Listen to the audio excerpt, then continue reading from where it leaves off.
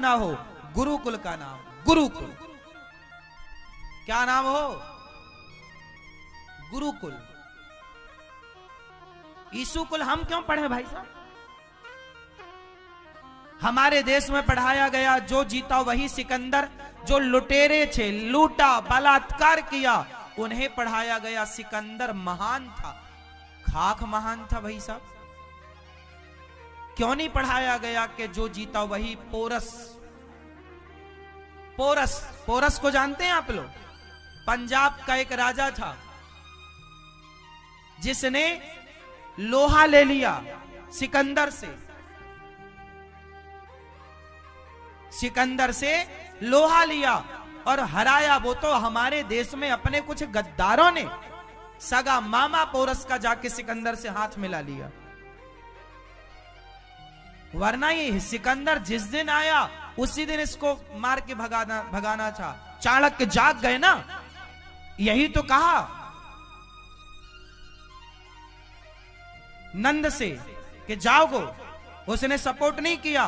तब एक बच्चे को तैयार किया और फिर सिकंदर कोई जीता नहीं, उसे कई राजाओं ने, भारत के राजाओं ने हराया भी है, लेकिन वो नहीं पढ़ाया गया आपको,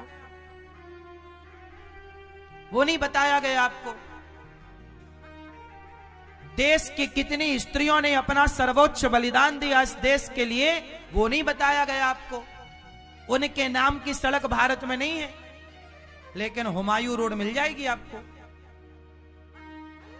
बाबर रोड मिल जाएगी आपको। विडंबना यह है कि हम अपने भारत के इतिहास को पढ़े ही नहीं, अपनी संस्कृति को समझे ही नहीं। अपनी भाषा, आपकी भाषा क्या है? उत्तर दो। आपकी भाषा क्या है? जोर से। हमारी भाषा है हिंदी, पंजाबी, गुजराती, मराठी, मालवी, हरियाणवी, मलयालम, तेलुगु, तमिल, ये हमारी भाषाएं हैं, भारत की भाषाएं। लेकिन आज इन मारवाड़ी भाषा, आज हम इन भाषाओं को भूलकर सिर्फ इंग्लिश पढ़ रहे हैं। पढ़ना बुरा नहीं है, इंग्लिश का ज्ञान होना अच्छी बात है, बच्चों को होना चाहिए, लेकिन क्या अपनी मातृभाषा भूल जानी चाहिए? गुड मॉर्निंग, गुड आफ्टरनून तो शुरू कर दिया आपने, राम राम छोड़ दिया, जय श्रीमन नारायण छोड़ दिया, अंकल आंटी तो स्टार्ट कर दिया, लेकिन आपने चाचा मौसी ये सब छोड़ दिया। चाची चाची अब खत्म हो गई, आंटी आ गई। चाची, हमारे टाइम पर हम सबको चाची, मौसी, बुआ, भाभी, इन रिश्तों का प्रयोग करते थे, इन वाक्यों का प्रयोग करते थे। सब जगह आंटी। सिखाओ अपने बच्चों को, बेटा पढ़ना बुरा नहीं है, इंग्लिश का ज्ञान हो, पर अपने सामान्य बोलचाल में अपनी भाषा से मोहब्बत हो। हिंदी है, हम वतन है, हिंदोस्ता हमारा। हफ्ते में एक दिन संडे के संडे धोती कुर्ता पहनो, भारतीय पहनावा पहनो, तिलक लगाओ, फिर बाजार जाओ, शॉपिंग करने जाओ, अपने भारतीय परिधान में जाओ। लेकिन कौन समझाए आपको? सारा कचरा रायता फैला रखा है, सारा। अब आप लोगों को कितना समझाएं, क्या क्या समझाएं? अभी तो हम ये बातें बता भी रहे हैं, आने वाली पीढ़ी जब हमारे बात कोई ना बताएगा तुम्हें कि स्कूल और ईसुकुल और गुरुकुल में अंतर क्या है। इसलिए ये दास अनिरुद्ध, हम देखो आप लोगों से भीख मांग मांग कर अपनी वो पुरानी परंपराएं बचाए हैं। गौरी गोपाल एक गुरुकुल भी है। इस गुरुकुल में इस जुलाई से आप घर बैठे ऑनलाइन यहाँ की शिक्षाएं, भारतीय संस्कार, भारतीय शिक्षाओं को घर बैठे आप पढ़ सकते हैं, सीख सकते हैं। अपने बच्चों को गौरी गोपाल गुरुकुल में 104 बच्चे अभी हैं, गर्मियों की छुट्टी में अभी घर चले गए हैं, वरना यहाँ 104 गुरुकुल में बच्चे हैं, जो बच्चे यहाँ निःशुल्क रहना, निःशुल्क खाना, निःशुल्क पढ़ना लिखना। और एक चीज और बता दूं आपको, आप गर्व करेंगे। बताओ हमारे भारत की प्राचीन भाषा क्या है? जोर से, क्या है? संस्कृत है ना। तो आपको एक खुशी की बात बता दूं कि जुलाई से, इस जुलाई से सारे लोग, आप जितने स्त्रियां हैं, पुरुष, आप लोग से मैं प्रार्थना करूं, भारत की आम जनता से प्रार्थना करूं, आप सबको संस्कृत सीखना है क्या? आप में से कितने लोग इच्छुक हैं कि मैं भी संस्कृत में बात करूं? तो सुनो, इस जुलाई से घर बैठे, आपको घर बैठे ऑनलाइन आपके मोबाइल के द्वारा आपको संस्कृत भाषा सिखाई जाएगी गौरी गोपाल गुरुकुल की ओर से, फ्री। इस जुलाई से आपको घर बैठे कौन सी भाषा? केवल आप 1 महीने समय दीजिएगा, अधिक से अधिक 2 महीने दीजिएगा। आप भले अनपढ़ हो या पढ़े लिखे हो, संस्कृत भाषा में आप बात करना स्टार्ट कर देंगे। मैं चाहता हूं कि मेरे देश में संस्कृत बोली जाए, हाँ या ना? तो मैं इसकी पहल भी कर रहा हूं, और जुलाई से आप घर बैठे 1 घंटे रोज क्लास लगेगी। अपने बच्चों को सिखाना, संस्कार मिलेंगे, पढ़ाना, घर बैठे सारे लोग संस्कृत में बात करें, आपस में फिर अभ्यास करना, है ना? तो ऐसे हमें बात करनी है संस्कृत में। जुलाई से हम आपको ये सत्र देंगे, जुलाई से आप जुड़िएगा और अपने बच्चों को घर बैठे गौरी गोपाल गुरुकुल लाने की जरूरत नहीं है। बच्चों को आप अपने बच्चों को जहां पढ़ रहे हो वहीं पढ़ने दो। केवल 1 घंटा आपके बच्चे मुझे समय देंगे तो मैं धर्म की शिक्षा 1 घंटे में आपके बच्चों को दे दूंगा। 1 घंटा आप दीजिए, घर बैठे, आपको कहीं आने जाने की जरूरत नहीं। तो गौरी गोपाल गुरुकुल, जो गुरुकुल मुगलों ने नष्ट किया, अंग्रेजों ने नष्ट किया, आज उन्हीं गुरुकुलों की स्थापना होनी चाहिए कि नहीं? इसलिए दास ने गौरी गोपाल गुरुकुल की स्थापना की और बच्चे पढ़ रहे। मैं भी गुरुकुल में पढ़ा हूं, तो मेरे ऊपर ऋण है गुरुकुल का कि गुरुकुल की परंपराएं कितनी भी नष्ट करनी चाहिए पर नष्ट होनी नहीं चाहिए। वो बीज बचा रहेगा तो पेड़ कभी तैयार हो जाएगा। तो आप कितने लोग चाहेंगे कि आप भी संस्कृत में बात करें? और कितने लोग इच्छुक हैं? कितने लोगों के बात अच्छी लगी कि गौरी गोपाल गुरुकुल अब ये पहल करेगा कि सारे भारत के लोग क्या बोले? और बहुत कठिन नहीं है, सिर्फ 2 महीना दीजिएगा, ज्यादा से ज्यादा 2 महीने में ही आप सामान्य बोलचाल में संस्कृत का प्रयोग करने लग जाएंगे। तो आप सीखिएगा, जुड़िएगा, और यह गौरी गोपाल गुरुकुल भारत को बहुत कुछ देगा।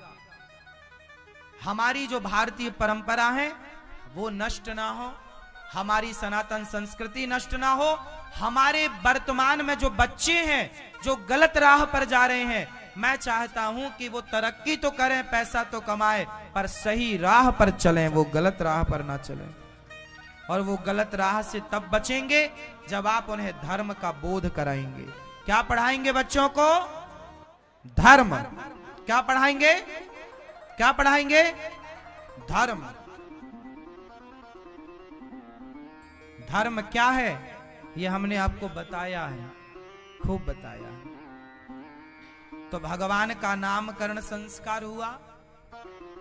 गर्गहा पुरोहितो राजन यदूनां सुमहातपाः ब्रजम जगाम नंदस्य वसुदेव प्रचोदितः। अयम ही रोहिणी पुत्रो रमयन् स्वहृदयो गुणैः ये यशोदा मैया जो आपकी गोद में बालक है, ये रोहिणी पुत्र है, नाम होगा राम, पर बल अधिक होने से लोग कहेंगे बलराम। और यशोदा ये जो आपका पुत्र है देव रोहिणी के पेट गोद में, इनका नाम होगा कृष्ण। कर्ष्यति कृष्ण, जिनको देखकर लोग आकर्षित हो जाएं वो कृष्ण है। भगवान कृष्ण का नामकरण हुआ, बलराम जी का नामकरण हुआ। भगवान थोड़ा बड़े हुए और भगवान ने बाल लीलाएं स्टार्ट की। कौन सी लीलाएं भगवान कर रहे हैं? बाल लीलाएं।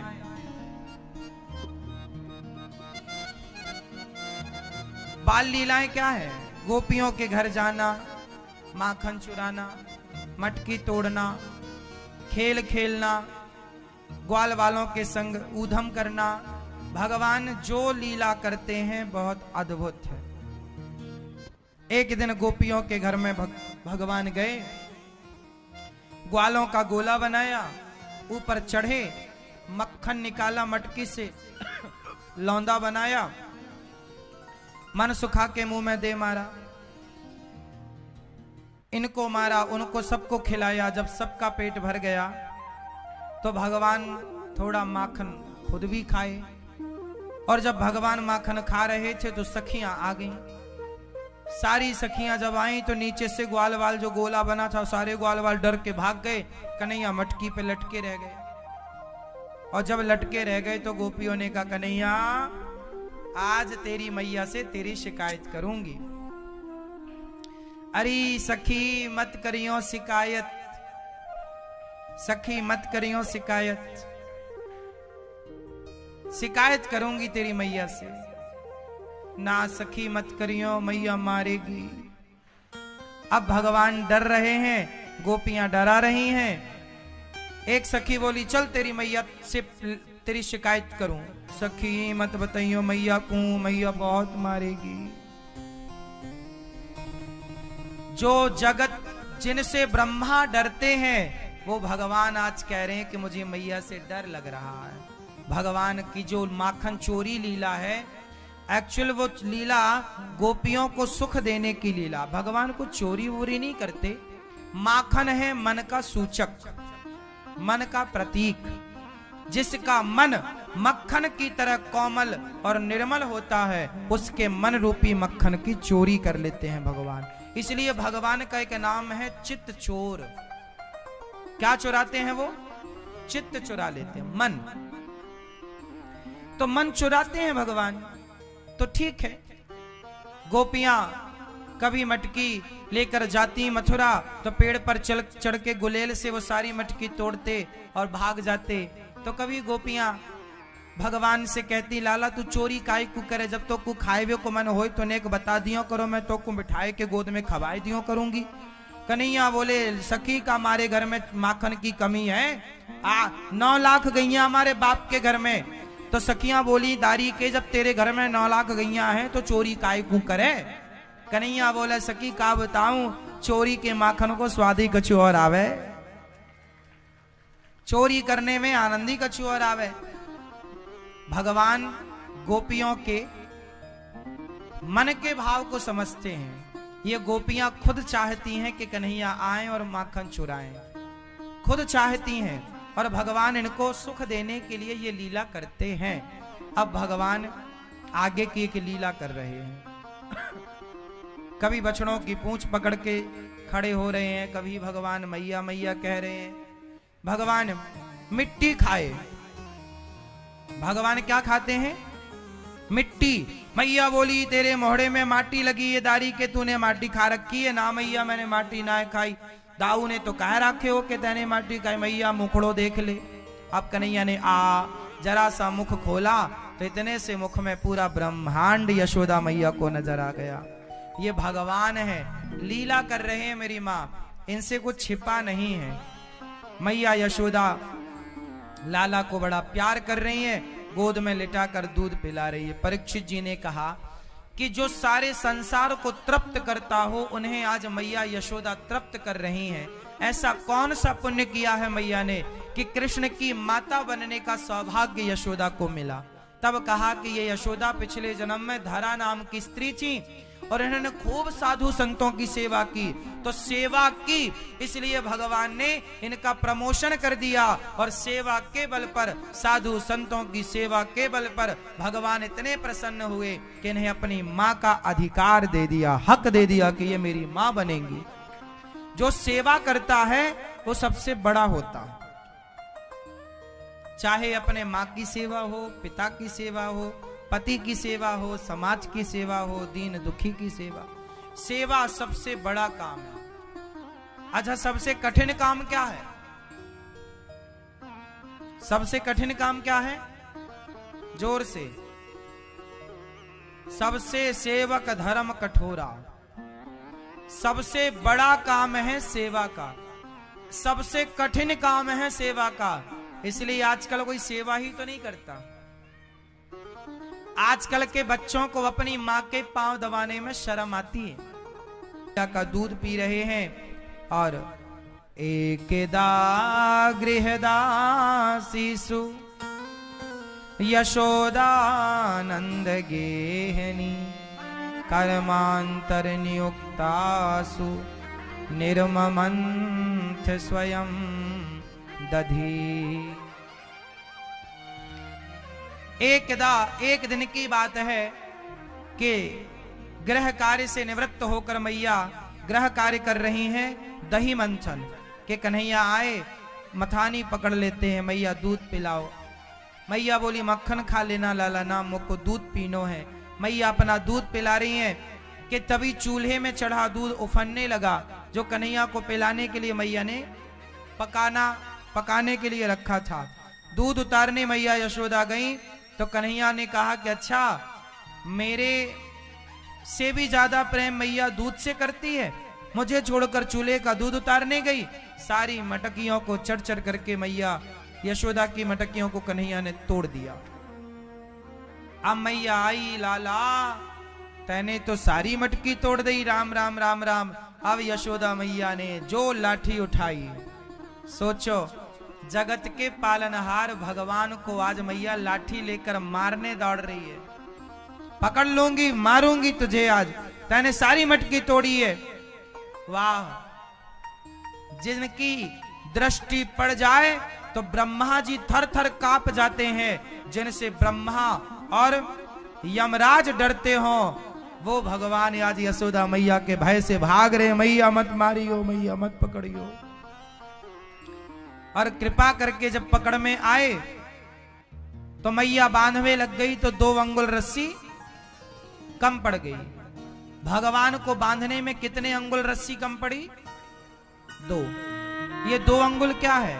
अहमता और ममता। जब तक आप अपना अभिमान नहीं त्यागेंगे तब तक भगवान को बांध नहीं सकते। आप अभिमान त्याग दीजिए कि मैं कुछ हूं। अच्छा बताओ आप क्या है? मैया, ओ नीली पीली मैया, हरी गुलाबी मैया, काली मैया, बैठो मेरी मां। पंचायती मैया, बैठो। अच्छा ये बताओ आप कौन हैं? कौन है आप? आपकी हैसियत क्या है? औकात क्या है? क्या आपकी औकात है? बताओ कौन है आप? आजकल का आदमी बड़ा घमंड में रहता है जी। अरे आप हमें जानते नहीं, हम कौन हैं? आप हमें पहचानते नहीं, हम कौन हैं? आजकल का आदमी बहुत घमंड में रहता है, बहुत एटीट्यूड भरा पड़ा है। आज मैं आपसे एक छोटी सी बात करूं और छोटा सा एक सवाल करूं। बताओ आपकी औकात क्या है? कौन है आप? क्या हैसियत है इस ब्रह्मांड में आपकी? कौन है आप? हम बता दें आपकी औकात क्या है? हमारी औकात क्या है? सिर्फ इतनी, जिस दिन हम, अभी आप लोग बड़ी गाड़ी का घमंड, बड़े बंगले का घमंड, बड़े नाम का, बड़े पद का, बड़ी प्रतिष्ठा का जमीन जायदाद का आपको बड़ा घमंड है जी, हम बहुत पैसे वाले हैं, इस बात का घमंड है। तो सुन लो, आप कितने भी बड़े पैसे वाले हो, कितना भी बड़ा नाम इज्जत शोहरत हो, लेकिन जब प्राण निकलेंगे तो लकड़ी की नसैनी में अर्थी पर लेट करके शमशान जाना पड़ेगा। वहां कोई बहुत महंगा बेड ना होगा, वहां लकड़ियों का ढेर होगा। उस ढेर में रखे जाओगे, तुम्हारी छाती में भी 10-20 लकड़ियां रखी जाएंगी और आग लगा दी जाएगी। और जब आग लगेगी तो तुम जल जाओगे, और जल कर क्या बन जाओगे? राख। और वो राख तुम्हारी 50 रुपए के घड़े में समा जाएगी। 50 करोड़ के महलों में रहने वाले, 50 लाख के महलों में रहने वाले लोग एक दिन 50 रुपए के घड़े में समा जाएंगे। ये हमारी औकात है। एक दिन आप और हम सब 50 रुपए के घड़े में समा जाएंगे। फूंक मारने से हमारी राख उड़ जाएगी। बताओ, आप में से कितने लोग एक दिन घड़े में समा जाएंगे?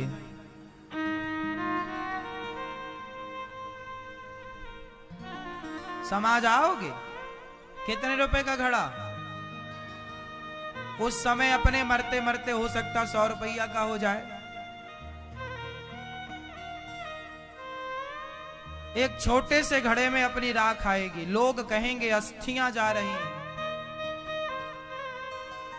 तुम्हें बड़ा घमंड था ना गाड़ी घोड़ा बंगला का, कहां गए आप घमंड? घड़े में समा गए कि नहीं? यही औकात है हमारी। एक दिन घड़े की राख बनना है। घमंड किस बात का? इंसान हो, इंसानों की तरह रहो। तुम जैसे कितने माटी बन गए, तुम जैसे कितने चिताओं में जल गए। बड़े बड़े घमंड करने वाले, बड़े बड़े नाम पैसे वाले लोग, क्या अस्तित्व रहा? बताइए, क्या बचा? राज राजे रहे ना वो रानी रही, ना बुढ़ापा रहा ना जवानी रही। क्या बचा? किसका घमंड करता है यह मूर्ख प्राणी? किसका घमंड है? तेरे जैसे कितने दफन हो गए। इसलिए साहब, इस अभिमान में ना रहो कि ये अपना है। अरे ये शरीर भी अपना नहीं, चिता में जलकर राख रह जाए। इसलिए मैं अभी से अपने घर में एक घड़ा रखता हूं। अभी से एक घड़ा आप लोग बांध लो अपने घर में, टांग लो ऊपर, आते जाते दर्शन हो घड़े का, ताकि ये याद बनी रहे कि एक दिन अपनी राख इसी में आनी है। यदि ये याद रहा तो तुम्हें घमंड नहीं आएगा, और यदि ये भूल गए तब तो घमंड आ जाएगा।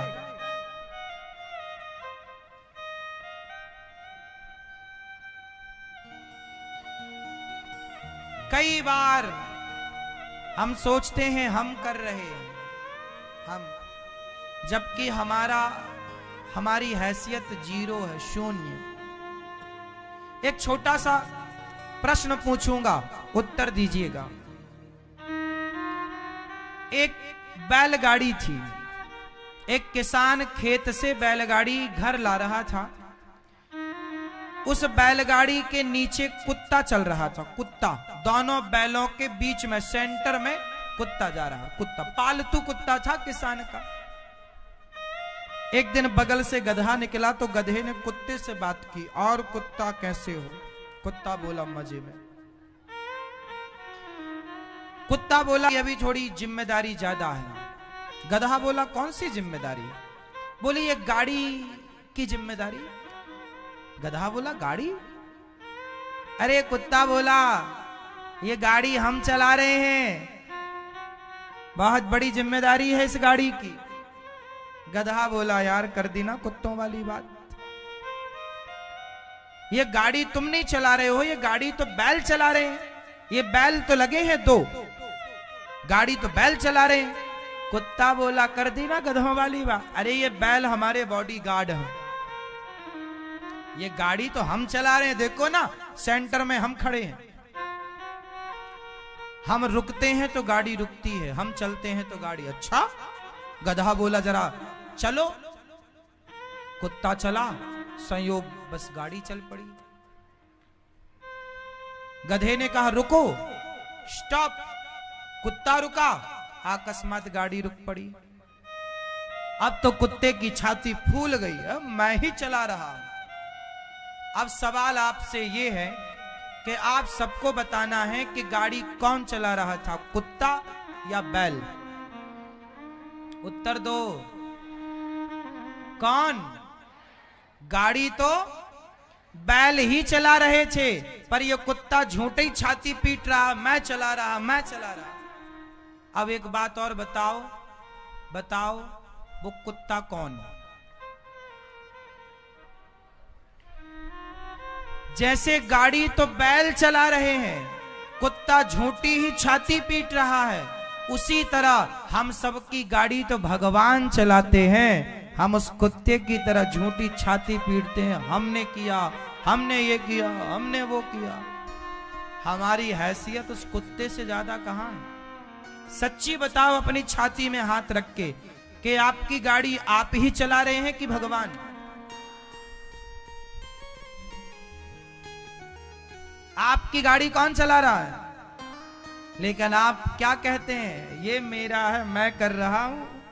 कुछ लोग तो कहते हैं मैं ना खिलाता, एक बाप बोला बेटे से, मैंने तुम्हें खिलाया पिलाया, मैं ना खिलाता तो तुम क्या खाते? सुनो, कोई किसी को नहीं खिलाता, ना तो बाप खवाता है, ना माँ, ना बेटा खवाता है, ना आप ना हम, कोई किसी को नहीं खिलाता पिलाता। सच्ची बताओ, सबको खिलाने वाला कौन है? माँ बच्चे को दूध पिलाती है, लेकिन बताओ कि माँ को दूध दिया किसने? भगवान ने दूध ना भरा होता आंचल में तो माँ क्या पिला देती? इसलिए पालनहार कौन है? कोई किसी को नहीं खिलाता।